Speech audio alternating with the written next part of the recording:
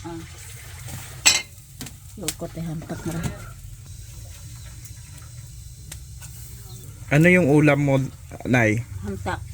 Hamtak. Ano po ang halo ninyo? Isda. Isda. Haraho. Bangros. Ito po. Ana man nga ni kagamankan ko nga ay mana nga o nga ginakan. Mhm.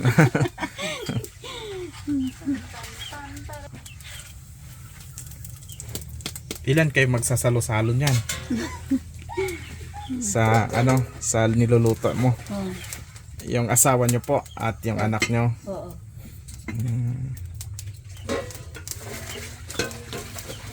Yan, ito yung bangus ni Lola. Ilang piraso? Parang maliliit man ay. Sa ano ra? 150 ba ko kain na rin. Oh, Sa mahal. kamahal no? Kahit marami kang pasanin, naka-smile-smile lang ikaw no? Sa likod ng mga ngiting ito, nakakubli ang lungkot na hatid ng mga problema ang pinapasan ng lolang ito.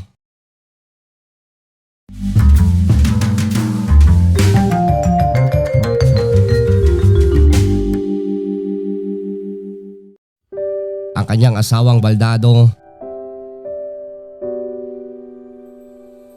at ang kanyang anak na may sakit sa pag-iisip.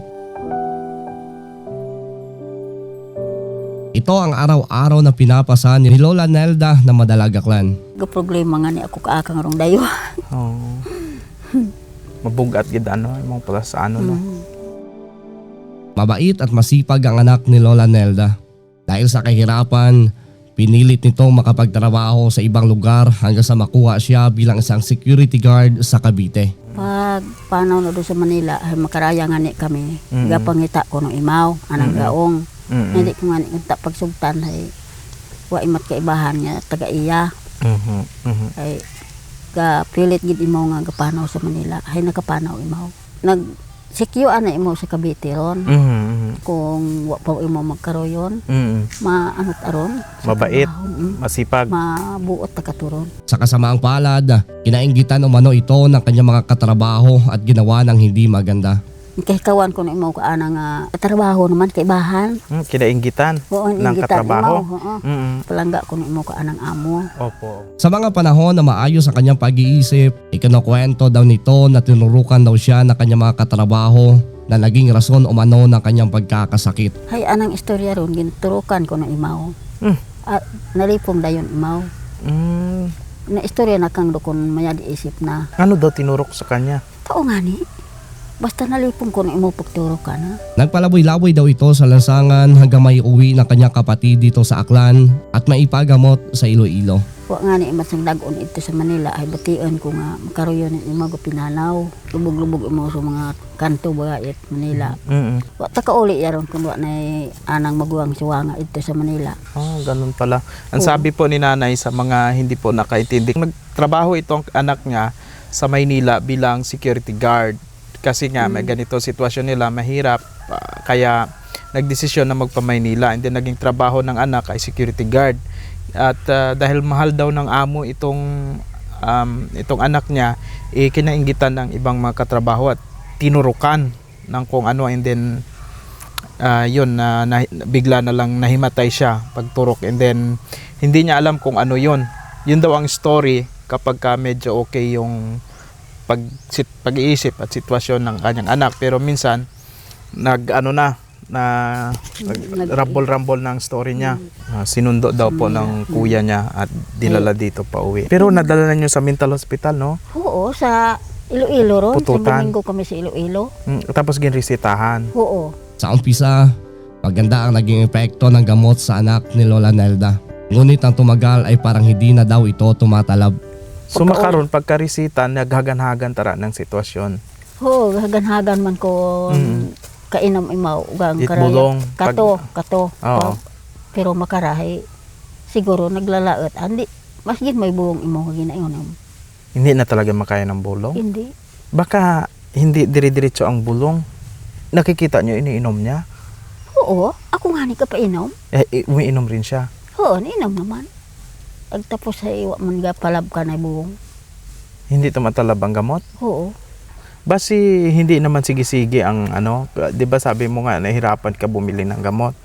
Hindi siguro. Ay ginatinghuan ko man doon, ginautangan ko. Kung wa ako may So hindi rin niya nagapalat. oo, di mo makapalat. Ay nautangan ko sa akong makilala nga utangan ko. Tapos mabot do akong senior, ay dato pagbayad ko. Ag iba ka ko man datong nabilin.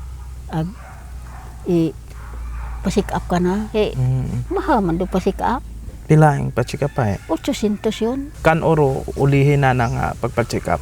Kung Hulyo. Sinamang palad din ang asawa ni Lola Nelda na madisgrasya at mahulog sa kahoy na naging rason naman upang siya ay maging baldado. Hamanit nagmakaraw yun yung taro sitwasyon ni mister mo. May balda ron, huslog sa kahoy. Di ko pungko. Oo. Ay di ko masakit kung dayan ng konya na naton miraho. Hawak ag brikawang naton. Pilang dagon yun doon, makaraw yun mo. Tayong dagonin doon. Trabaho ni Lolo dati bago mo na accident. Ga uma sa bukid ag ga pamugon man. Kung sinuro may ga uma man nga rahay doon nga ni nahuslog nga ni ron sa kahoy hay. In sugo imo nga ipoputo sa babaw. Kaya nag-bedridden yun imaw. Oo, Kumbaga bedridden hindi o ako. tayo magid makatindog. Dahil dito, tudo kayon si Lola upang maibigay ang mga pangangailangan ng kanyang asawa at anak. Paano mo sa ginalagaan ra? Eh Kalisod kay mo nga part ron nga. kalisod nga ni. Ay haron nga ni imo sandang daywa. Ay naalagaan ko lang ron hay makaroon ng sanda. Natisaan ko lang. Pilaw ni mong edad makarante? Kaya sa isinta utson ako. Ay, 68. Hiring mga unga, waga bulig kinyo. Gabulig man hay wa man nga nit mga trabaho ag may mga unga man. Aga eskwela andang mga unga. Hay na taw man da akot mga bugas. Mga kwarta nga ron matig 500 man kung ano makita sa andang kinabudlayan ba mga andang ra nga makita nga trabaho.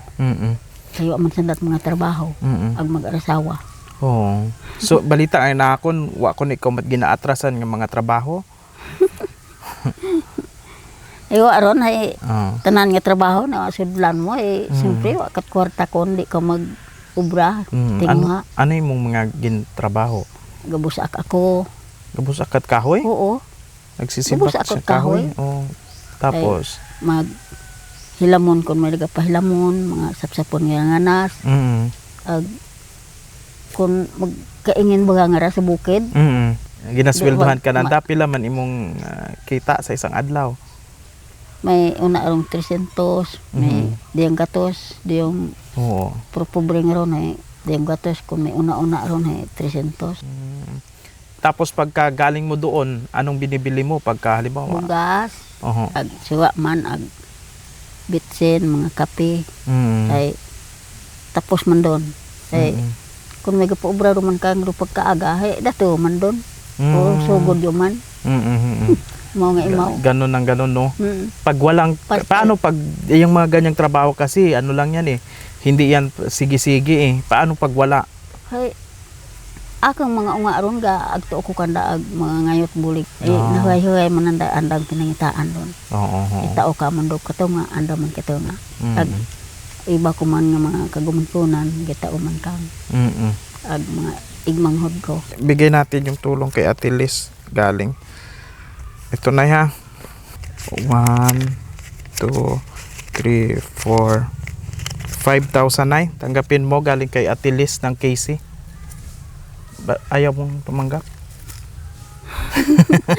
Parang nabigla siya eh. Salamat. Oo. Ano gusto ni mong balon? Sa nagbulig kay mo? Salamat ako ron. Buligan ninyo ko akang problema.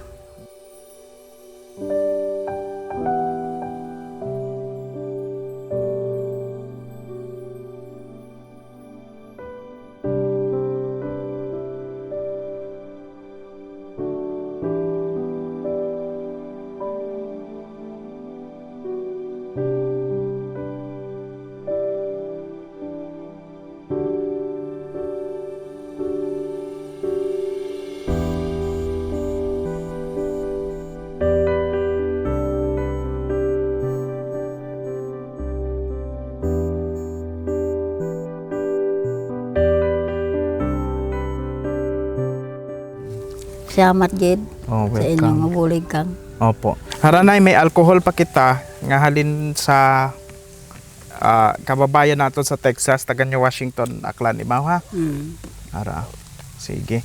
Salamat. Gin sure ball Thank namon you. nga gin sadya namon nga kwarta la tagidro itaokin nyo dahil para ikaw lata baka makasayod kung paano mo gamiton. Malapit Tao. dahil malapit lang sila sa bayan mga kapobs eh.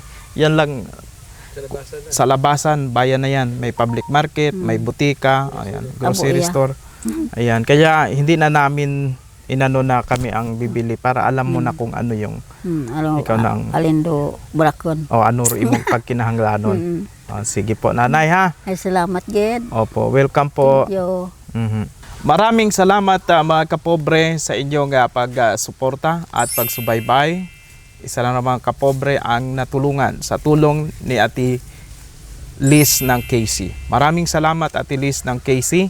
Ang inyong padala ay sinanay ang ating naging beneficiary. Maraming salamat po sa inyong pagsuporta mga kapobre.